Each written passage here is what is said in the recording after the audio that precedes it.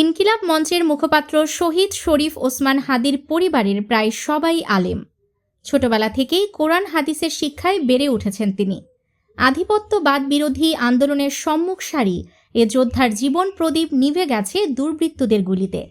জানা গেছে, ঝালকাঠির নলছিটি উপজেলায় খাসমহল এলাকায় জন্ম শহীদ ওসমান হাদির। তার বাবা মাওলানা আব্দুল হাদি ছিলেন মাদ্রাসা শিক্ষক। হাদির বড় ভাই মাওলানা আবু বক্কর সিদ্দিক বরিশালের গুঠিয়ার একটি জামে মসজিদের ইমাম ও খতিব। তার মেঝো ভাই মাওলানা ওমর ফারুক, তিনি ঢাকায় ব্যবসা করেন। ওসমান হাদির 3 বোনের স্বামীও শিক্ষক এবং আলেম।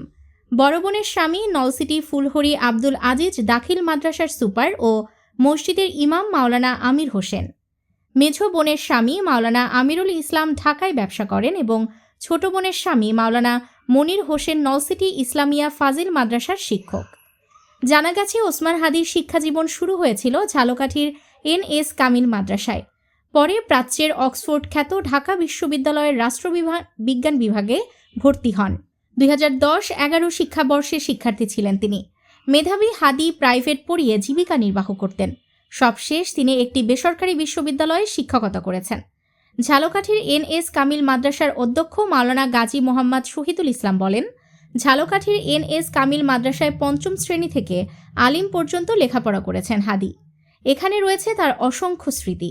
ছাত্রজীবন থেকে ছিলেন অসম্ভব মেধাবী।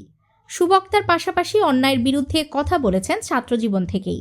হাদির জীবনে বড় ভাইয়ের অবদান লিখতে গিয়ে জুনায়েদ মাসুদ নামে জগন্নাথ বিশ্ববিদ্যালয়ের এক শিক্ষার্থী লিখেছেন, জুলাইয়ে অভ্যুত্থানের পর যখন ইনকিলাব মঞ্চ যাত্রা শুরু করল, তখন থেকে ব্যাক স্টেজে যাকে সবচেয়ে বেশি মেধা ও শ্রম দিতে দেখেছি, তিনি শরীফ ওমর বিন হাদি।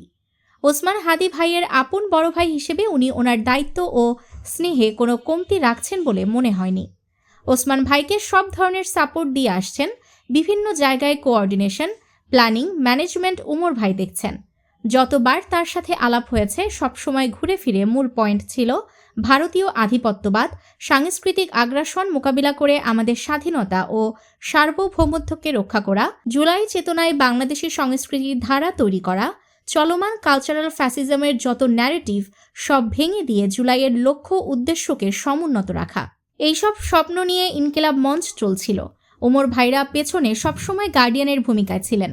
গত 12 ডিসেম্বর দুপুর 2:15টার দিকে রাজধানীর বিজয়নগর পানির ট্যাঙ্কির সামনে রিকশায় করে যাওয়ার সময় ওসমান হাদির উপর আক্রমণ হয়। ওই সময় মোটরসাইকেলে করে এসে দুজন তাকে খুব কাছ থেকে গুলি করে পালিয়ে যায়। পরে আশঙ্কাজনক অবস্থায় দ্রুত তাকে ঢাকা মেডিকেলের জরুরি বিভাগে নেওয়া হয়। এক পর্যায়ে পরিবারের ইচ্ছায় তাকে রাজধানীর এভার কেয়ার হাসপাতালে স্থানান্তর করা হয়। এরপর সেখানে নিবিড় পরিচর্যা কেন্দ্রে ICU-এ তার চিকিৎসা চলে। পরে উন্নত চিকিৎসার জন্য সোমবার এয়ার অ্যাম্বুলেন্সে করে হাদিকে সিঙ্গাপুর নেওয়া হয়। তবে সেখানে নিয়েও বাঁচানো যায়নি হাদিকে। সবাইকে কাঁদিয়ে গত 18 ডিসেম্বর রাতে না ফেরার দেশে পাড়ি জমান ওসমান হাদি।